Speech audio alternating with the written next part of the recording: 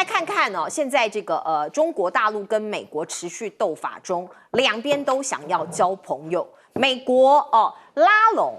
一些国家来反中，那中国大陆也想办法要突围。我们看到波兰总统今天就访问中国了哦。那你可以看到呢，前一阵子还包括德国的副总理哈伯克也访中。波兰总理杜达访中是在这个22号到26号，而越南总理范明正也即将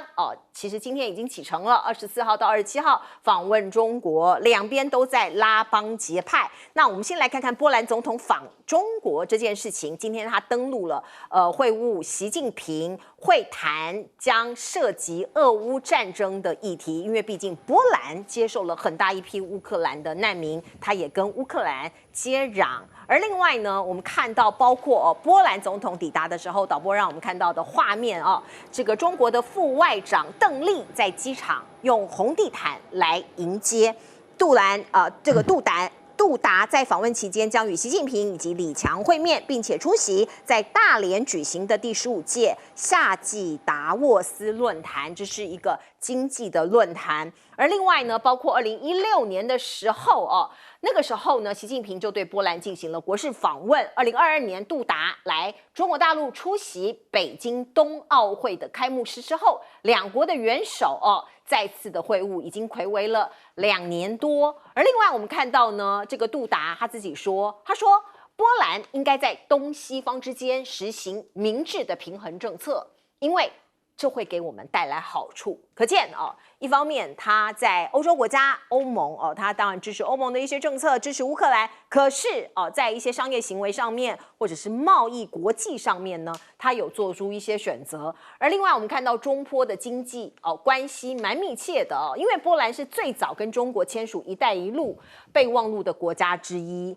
大概有90%的中欧班列会过境或者是抵达波兰。波兰也是作为连通中国和中东欧地区的交通枢纽位置也越来越多的中资的企业在波兰深耕开发市场，投资的这个资金累计已经超过了40亿美元。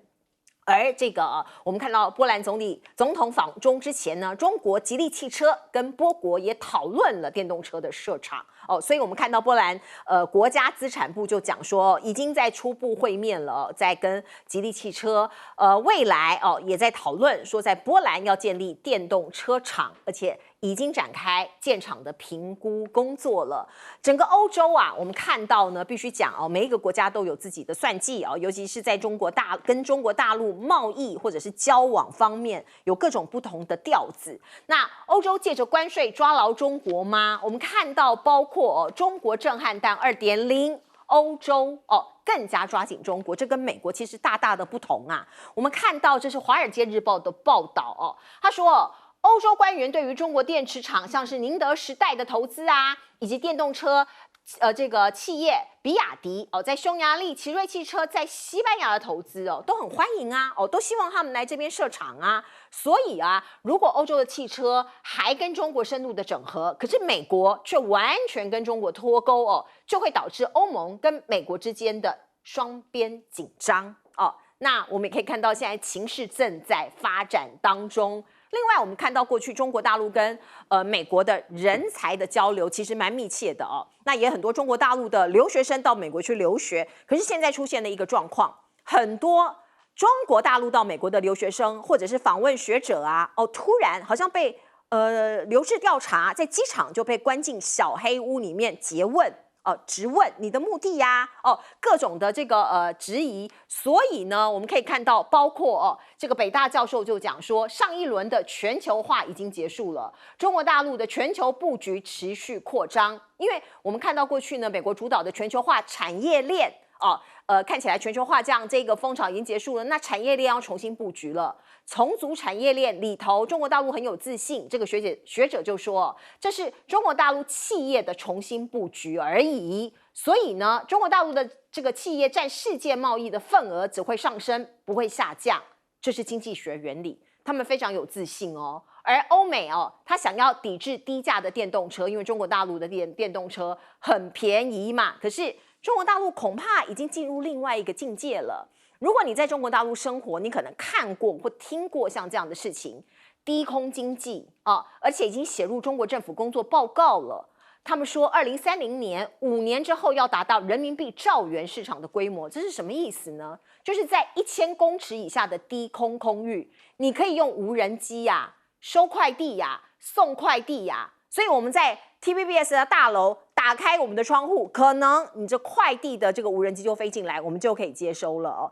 还有另外一个。空中计程车、无人计程车哦，像是我们可以看到呢，现在有一些这个航翼智能这家企业在圣城麦加完成了沙国的首次无人机驾驶空中出租车的飞行，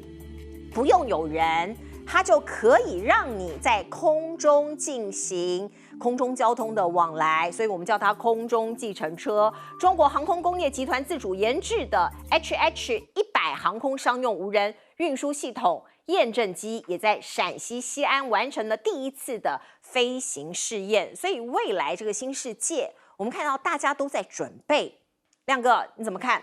像是因为美国跟中国大陆的贸易战，或是封锁战，或是科技战，可是欧洲大陆现在各自也有各自的号，一个人一把号，各吹各的调。来，请教亮哥。因为欧洲并没有要跟中国争霸啦，所以他们不会像美国这样，什么都要制裁中国、抵制中国嘛。而且这个事情你是挡不住的啊，而且有些国家已经被投资了，比如说匈牙利啊，匈牙利宁德时代，实际上不止宁德时代啦，它根本就有一个电动车的电池的一整条路啦，听说有将近100里耶。哦，这么长。非常多的公司都在那条路上啊。那现在又要去投资汽车城，所以欧洲有些国家当然会想啊，说啊，与其我制裁要加关税让你进来垫高筹码，那不如我邀请你来投资，那我还可以创造就业，那赚到钱，在当地设厂。那中国大陆也愿意啊，所以就传出这个是波兰嘛，事实上还有另外一个传出来是西班牙。他欧洲主要选不同的点嘛，奇瑞汽车，对，那事实上中国很多牌子都进去了啦。事实上目前，中国的电动车回销，出口到欧洲，事实上有将近60%是欧洲的牌子，这大部分都是德国公司的，对，所以你德国也说不过去啊，你来我这边合资，回销你又要加关税，这不是神经病吗？所以大家都在找方法啦，因为7月4号欧盟那个关税才实施嘛，所以现在在瞧啦，瞧就说，你猪肉关税不要那么高嘛，乳制品不要那么高嘛，那我电动车也可以降一点嘛之类的啦。那我觉得主要的就是欧洲各国，尤其这次选举欧洲议会都是右翼崛起嘛，那右翼更在乎他个别国家的利益啦，是啊。那波兰在这里很容易突出，为什么呢？因为在那个东西的统一之后，那东欧几个国家都变成德国的供应链，那波兰就是首当其冲啊，是，所以波兰经济发展的相当不错啊，那成为德国的供应链，自然就会有中国供应链啊，因为德国企业在中国大陆大量投资啊，对。所以波兰跟中国的贸易额现在大概是420亿美元，其实已经算不少了啦。那双方当然还在找各种投资这个合作的机会啦。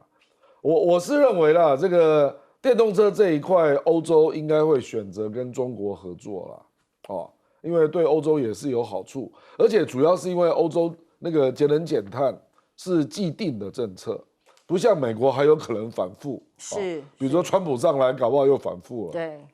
而且美国人事实上有很多州并不喜欢电动车，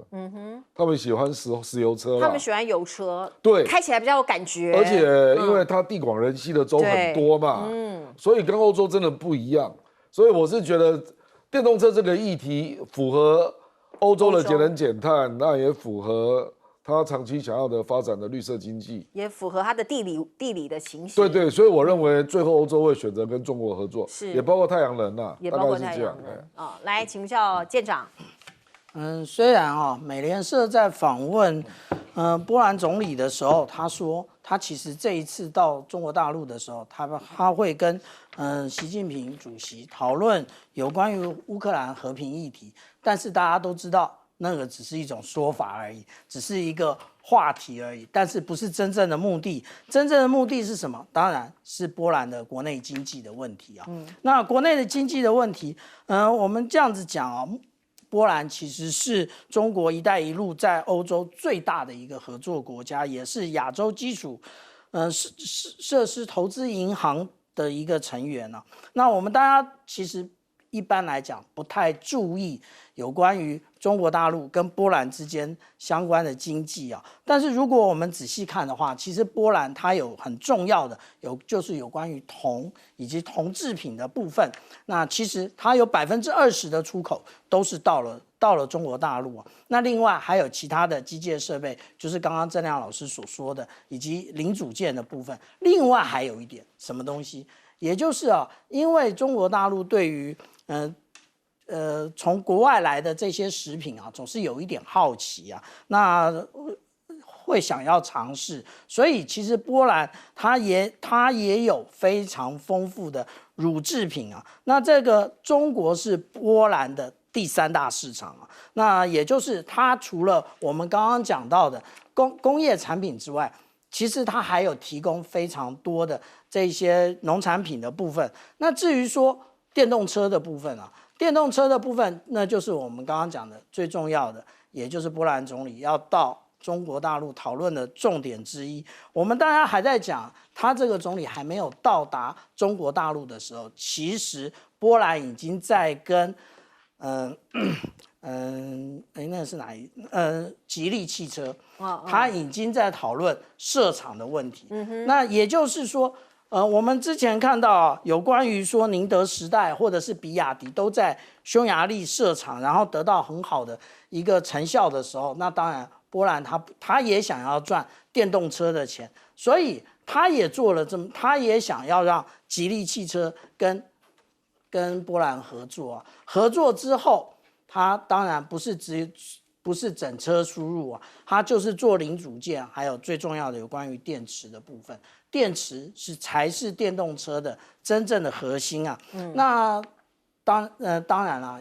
很多人说中国大陆的电动车有非常多的补助，但是那个是以前。那一路过来到现在为止，它这么便宜的价格，其实即使是拜登你提高了100%的关税，还是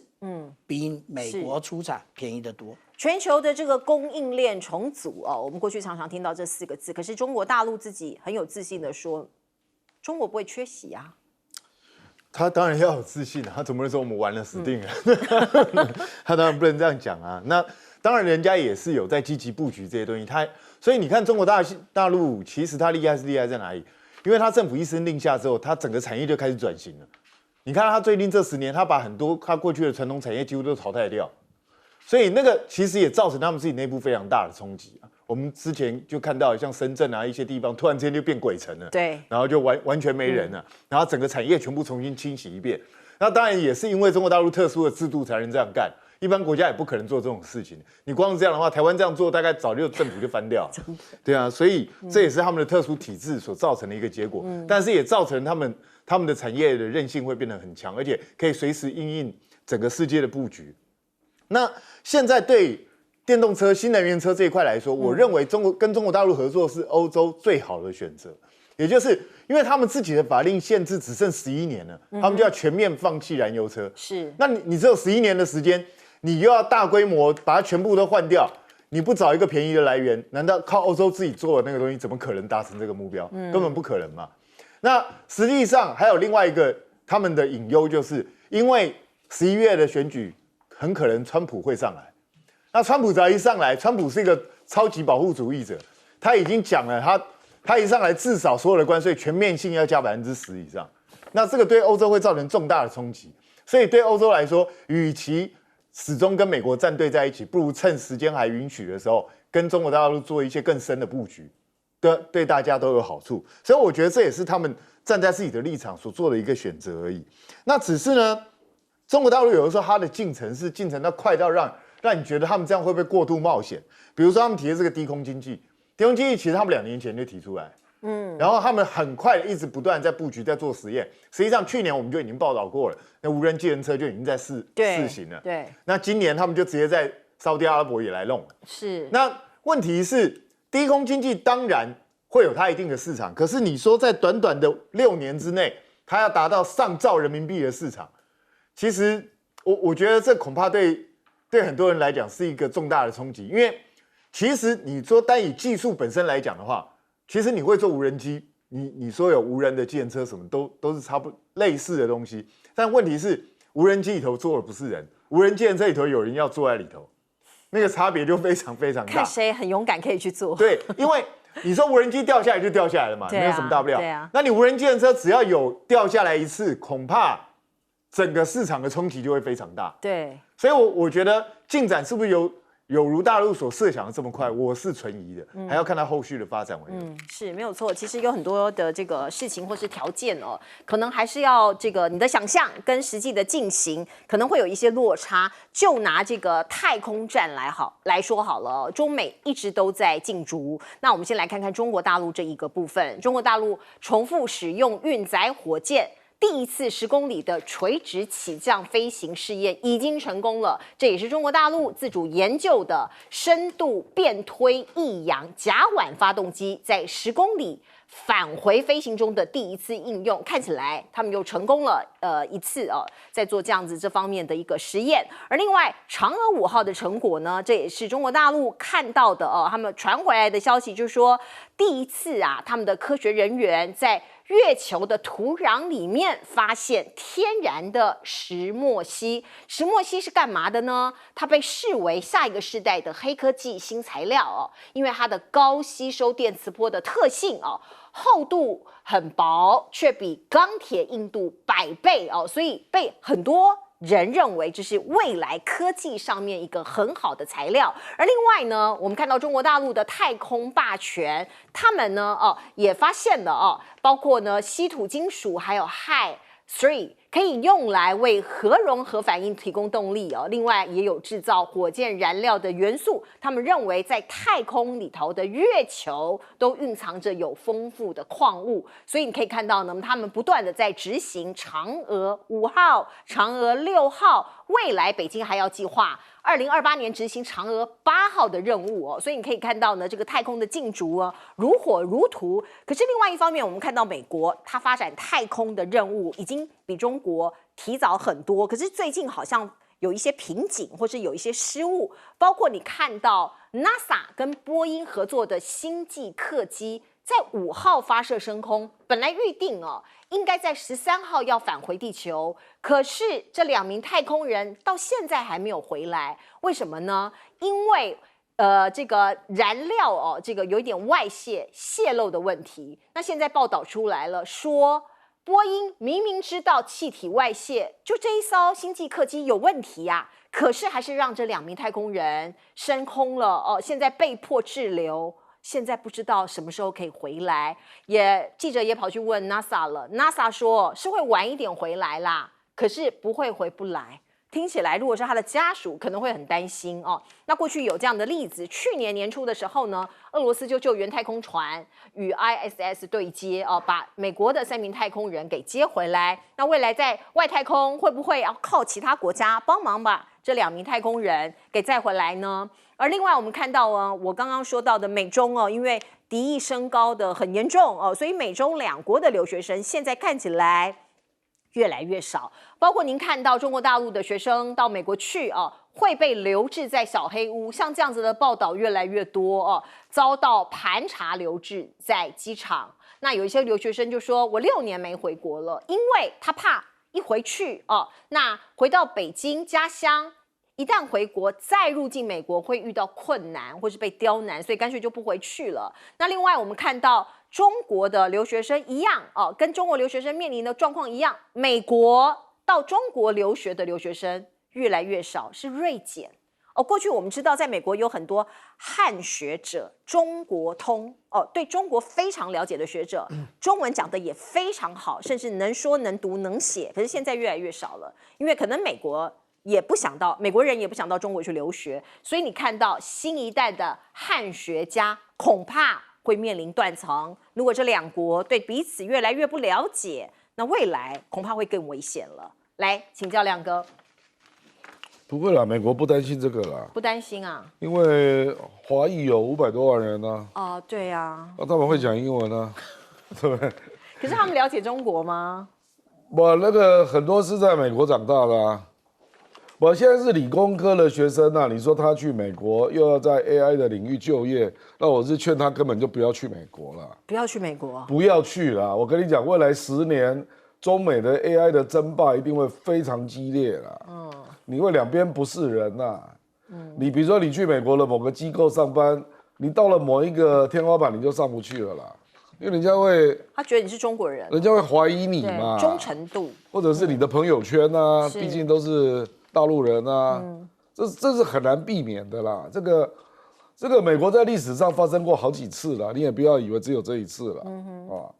那事实上，美国人的警戒心更强。现在美国人到中国大陆留学的不到500个，好少，中国大陆到美国还有20万呢、那还蛮多的。所以我说，中国大陆人自己要想清楚了。就是你如果是不是理工科，我是没意见的。可是你如果是理工科，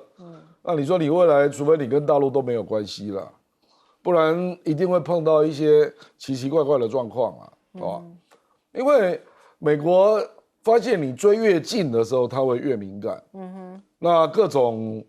管理啦、监控啦，就会越来越严重啊。那事实上，在去年就已经造成他那个千人计划，不是后来有1400个人受不了就回去了吗？对，那些都已经是学有所成的人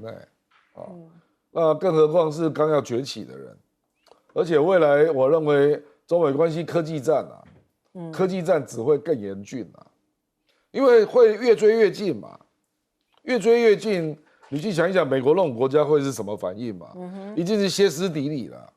因为当年那个苏联发射原子弹，还有苏联发射那个 Sputnik 人造卫星，美国那是恐慌成什么样子啊？因为这个国家就是这样嘛，因为他就认为是争霸嘛，所以他就会无所不用其极啦，开始监控你啊，怀疑你啊，干嘛所以我真的是在这里，如果有大陆想要去美国学理工的，我建议你们根本就不要去了你一定会碰到很多问题的啦这个美国我保证我比你还了解了。亮哥的预言一定非常严重的啦。你看美国人怎么看待中国嘛？现在去大陆留学只有500个人呢。对，你看他们的危机意识有多高？所以你觉得这是美国政府刻意不让他的留学生去，还是留学生自动不去中国？应该是自动不去了。自动不去，就是美国那个社会就一下就那个氛围那个危机意识，你去看他的媒体嘛，他的媒体这么发达，那几乎对中国的讯息都是充满危机意识的，是这样的一个讯息嘛。好，我们先进一下广告。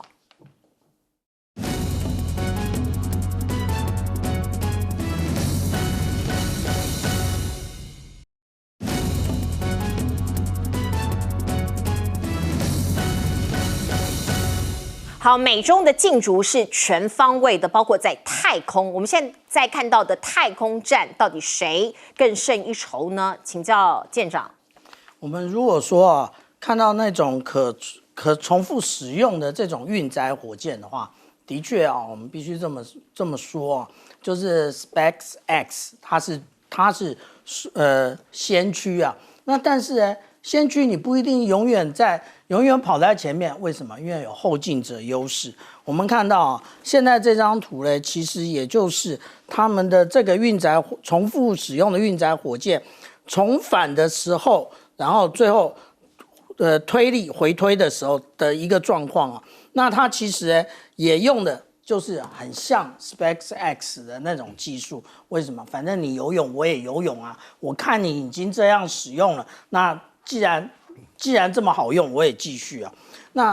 但是它的功用到底是什么？什么时候开始我们讲到这个真正的Starlink 开始爆发性的开始使用，就是这种可回收的运载火箭开始投入实际上运用的时候啊，我们这样讲啊，如果是以这个1980年代它的那个使用运载火箭每公斤的成本呢，在8.5万美元，发射成本已经低到只有1410块美金了，也就是说它的成本大幅下降了，而且可以重复使用的时候，这个原来太空的运作就变成可能。我们以前讲到的就是之前呢，在嫦娥5号他们所挖出来的那个月壤，就是月球的土壤里面发现有水，现在发现是有石墨烯的存在。石墨烯的存在其实就是这一张图，它的结构跟石墨烯是一模一样的。那这个石墨烯到底有多么的重要？大家不要因为看了太多的这广告，石墨烯做什么塑形裤啊、棉被啊、护腰啊，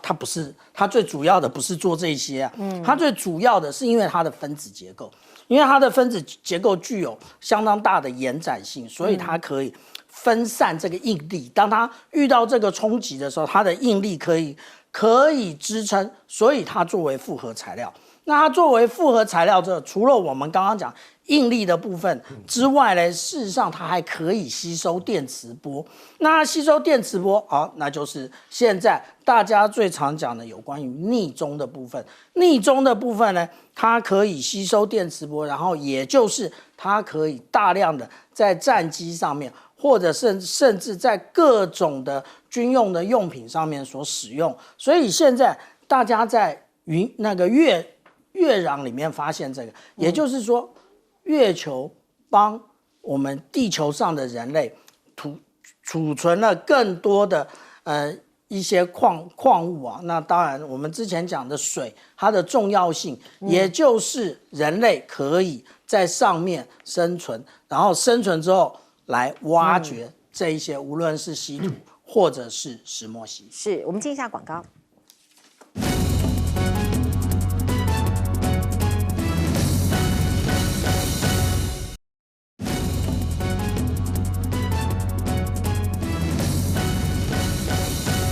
好，最后时间留给彬哥。我觉得中国大陆当然在太空的领域上，它是一直按部就班的在发展。那它最近这几年也开始在实验它的重复使用的火箭。但我必须说，这只是初步的成就，要追上 SpaceX， 当然还有一段路要走。那可是它在登月这方面也是蛮稳扎稳打，就是它把时间拉得非常非常长。它到2030几年才要真正的正式载人登月，所以它是不急就慢慢弄。那现在我觉得比较有趣的就是，他们现在反而对他这个登月挖出来的这个土壤啊，这个论文到底要用中文登还是英文登？大家都在想，因为你用英文登比较会被全世界看到。对。那可是中文登好像代表了中国人自己的骄傲嘛，也可以提升中国那种科学期刊的质量，所以他们自己也在挣扎。但是我觉得，希望他们在科学发展上还是尽量以整个人类的福祉为观点出发，因为我个人是认为单独一个国家想要在月面建立基地，恐怕都是要几十年以后才有可能的事。人类想要快速在月面建立基地，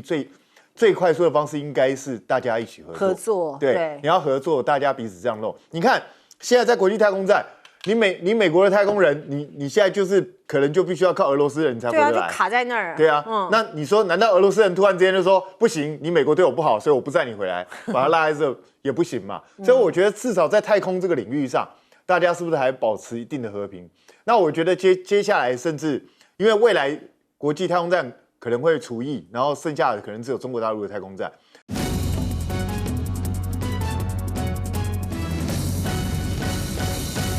好，欢迎您回到新闻大白话的节目现场，我是钳子，介绍这1个小时的来宾。首先是耶鲁政治学博士郭正亮，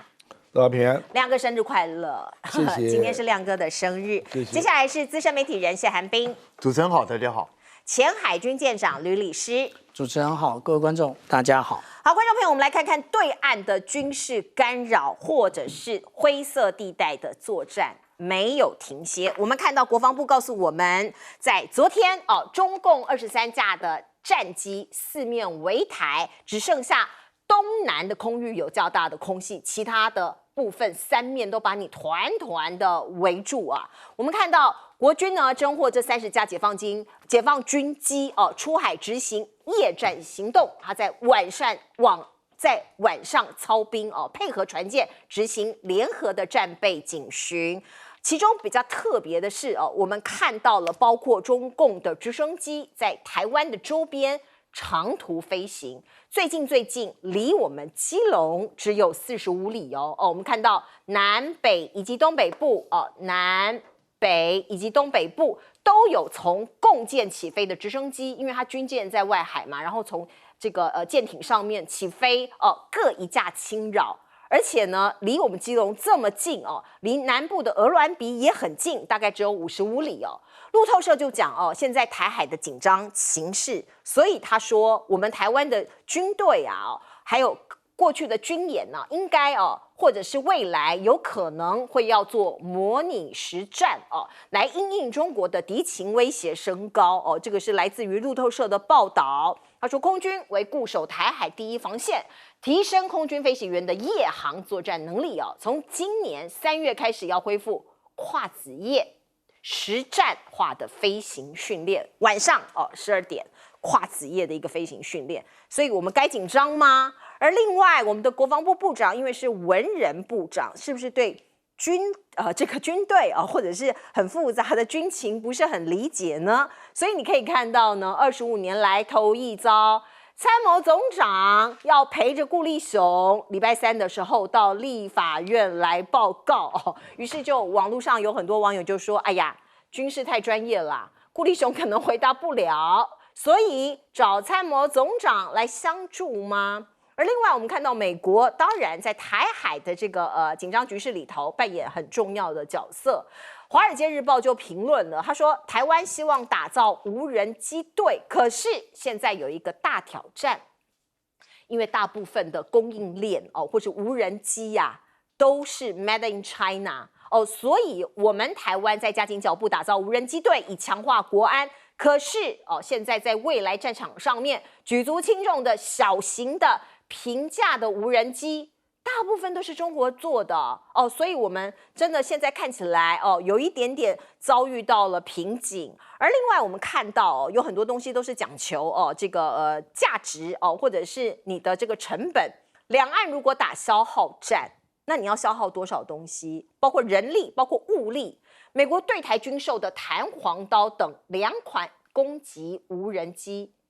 一共116亿，非常非常的贵。那当然它是高阶的，可是我们看到中国大陆有大批的便宜的无人机，而包括以色列、伊朗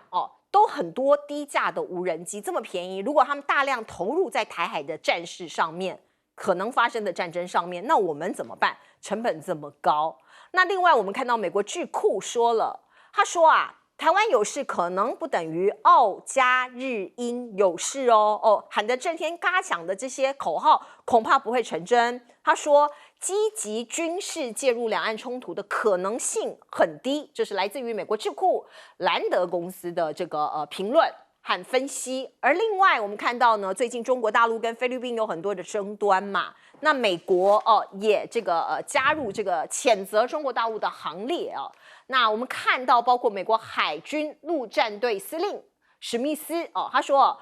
现在美国海军陆战队有新成立一个叫做滨海作战团，它本来就有了那就是为了要对付解放军，而且未来也有要在关岛这边再放置，如果不想要船舰被击沉就撤退某种程度也是一种这个喊话。那另外我们看到小马可仕，他是菲律宾的总统他说我们永远不会被任何人吓倒或欺压，我们在菲律宾史上从来不曾向任何外国势力屈服，看起来也是针对中国喊话。南海局势不断的升温小马可仕又说了，我们菲律宾没有这个意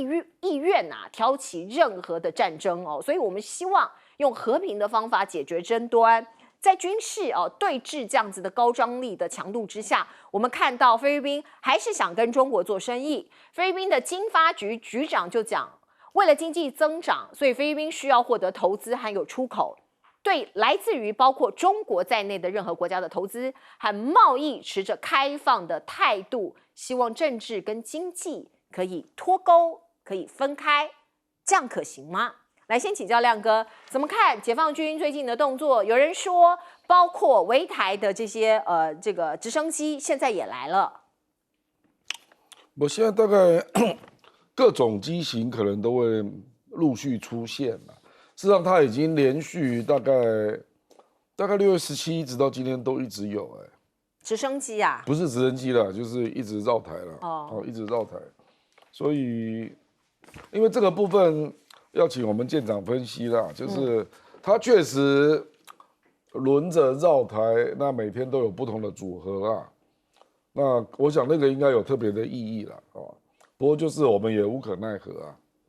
因为他也没有进来，对，他就在你周边哦。那至于这个美国的这个，你如果要用那个弹簧刀啊，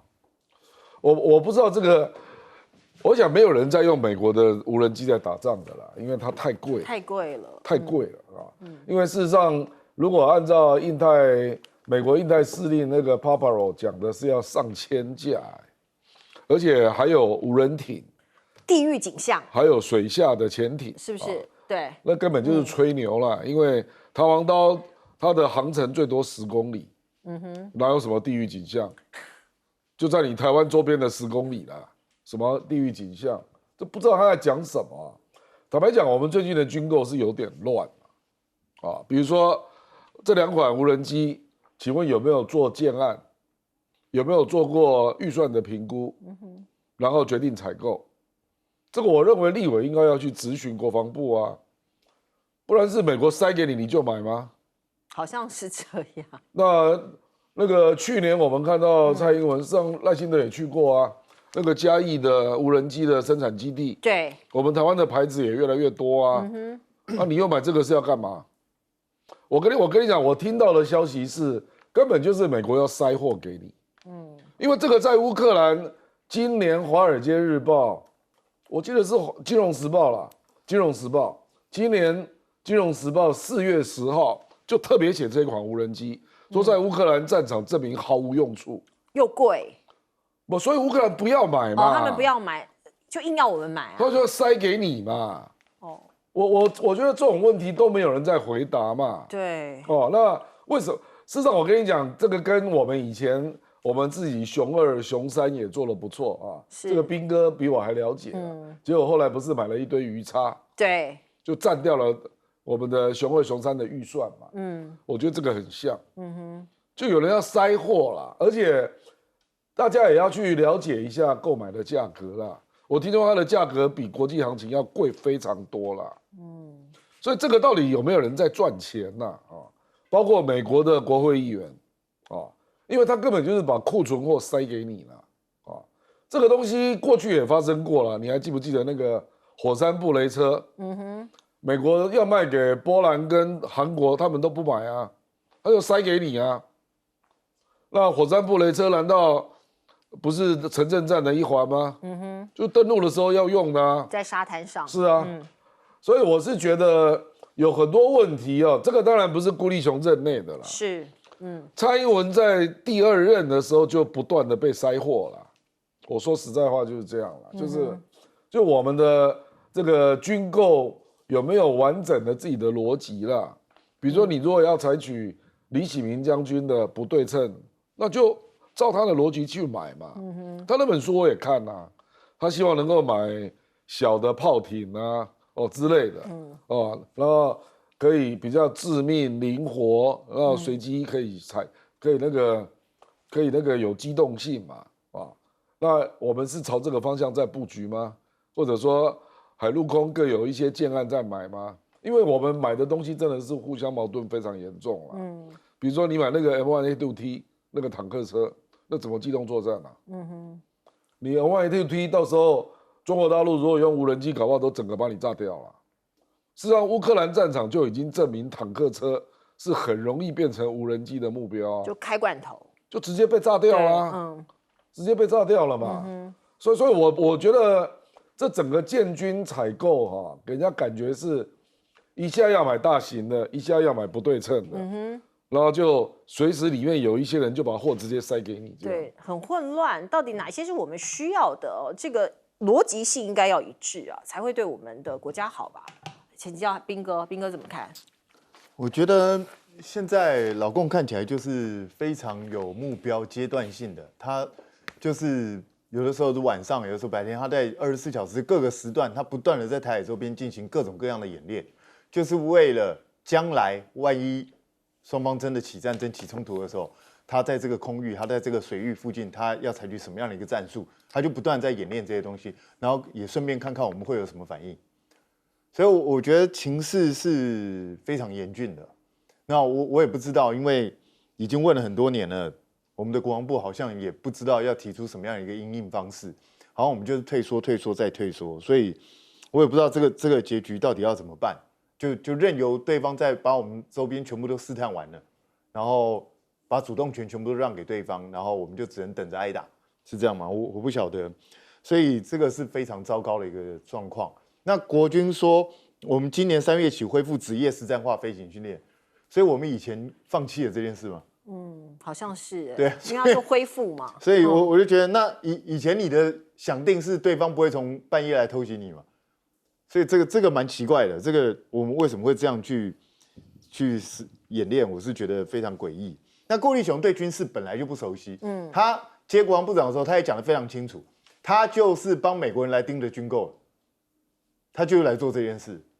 那现在美国人显然就是要顾立雄忠实达成任务，就是美国要塞给我们什么东西，我们就由顾立雄负责给我们的军方，我们军方就负责接收，就是这样。但是说真的，我们到底想要打一场什么战争？顾立雄到底有没有概念？梅家树到底有没有概念？赖清德到底有没有概念？我觉得我们整个战术想定是非常重要，因为美国人也随时在变，今天这个，明天那个，他到底想要干什么？那如果我们真的是要走无人机这一条，其实无人机在战场上确实有它一定的效用，可是我们不要说去什么对岸是无人机大国，确实是没错。我们台湾也有很多商用无人机在全世界各地在卖，实际上乌克兰战场上也有台湾的无人机，有一些台湾的商用无人机被改造丢入战场上。那我们为什么不培植自己的厂商来做这件事情？我就不懂啊！明明我们有能力可以做，为什么不做？那硬要去跟美国买这种高价，而且在战场上已经被证实无效的东西，我就不知道我们当这个盘子到底要干什么。那至于兰德智库讲这个，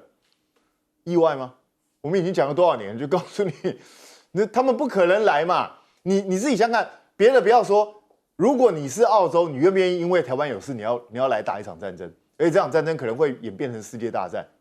你是澳洲，你愿不愿意来？你是加拿大，你愿不愿意？你是日本，你愿不愿意？人家安倍的台湾有事，日本有事，一直就是你台湾如果出事，我日本就要小心了，我可能要撤侨，我可能要警戒我的周边。人家从来没有说过要来救你，这根本是两回事。所以现在很明显嘛，美国既然希望台湾要打一场城镇战的话，那台湾要有自己生产武器的能力，我觉得这个才最重要。也就是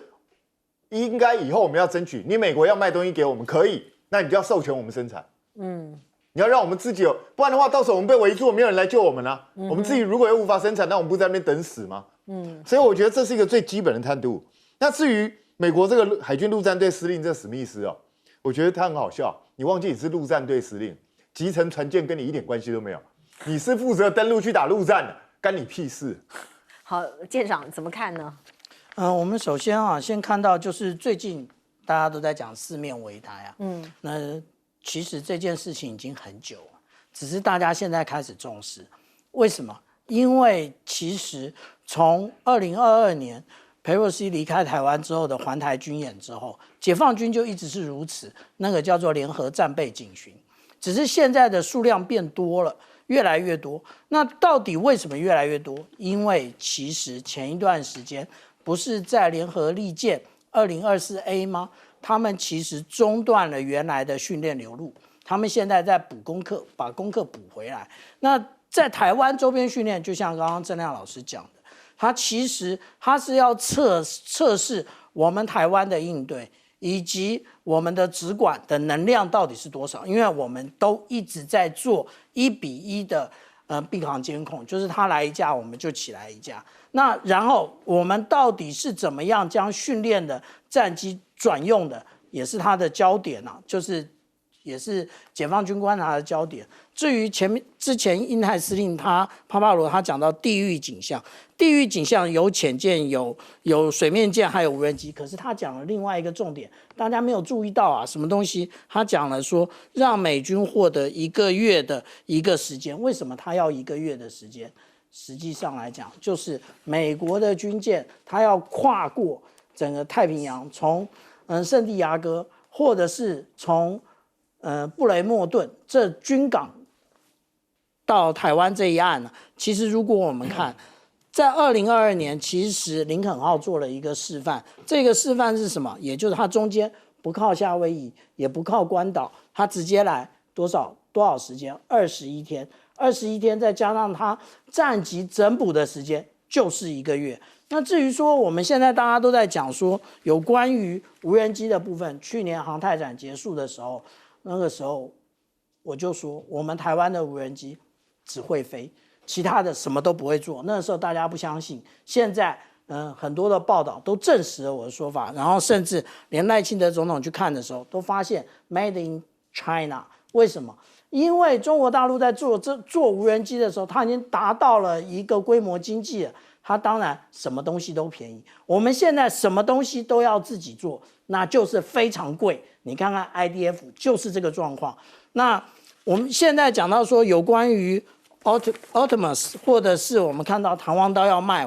我们有想到一件事情吗？你有想到中科院的感受吗？怎么说 ？Optimus 当初就是瑞渊2要做这件事的啊，那瑞渊这个是中科院做的啊。现在你买了 Optimus， 你还可能做瑞渊2吗？你就不可能了。你当初有这个巡飞弹，也是中科院做的啊。你现在又买这么贵的弹簧刀，你还可能做吗？你又不可能做了。这个就是当我们做了 IDF， 美国就卖 F-16；当我们有了熊2，美国就卖哈碰。当我们有了天宫，美国就卖爱国者，一直都是如此。至于美国的无人机长怎样，刚刚郑亮老师讲的就是这篇报道，《华盛顿邮报》4月14号的报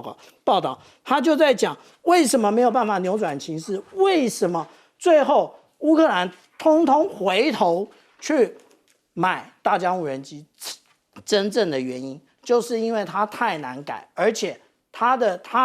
很容易被俄罗斯干扰，然后 GPS 无法运作。它无法运作之后，它只相信 GPS， 它不用北斗，它不用 Gronis， 它不用 Galileo， 结果就变成那个无人机就变成坠机了。这个就是真正的问题。我们还要继续买，你有完成作战需求吗？你没有，你什么都没有。就是刚刚前面讲的，只要塞给你什么，你就买什么。那结果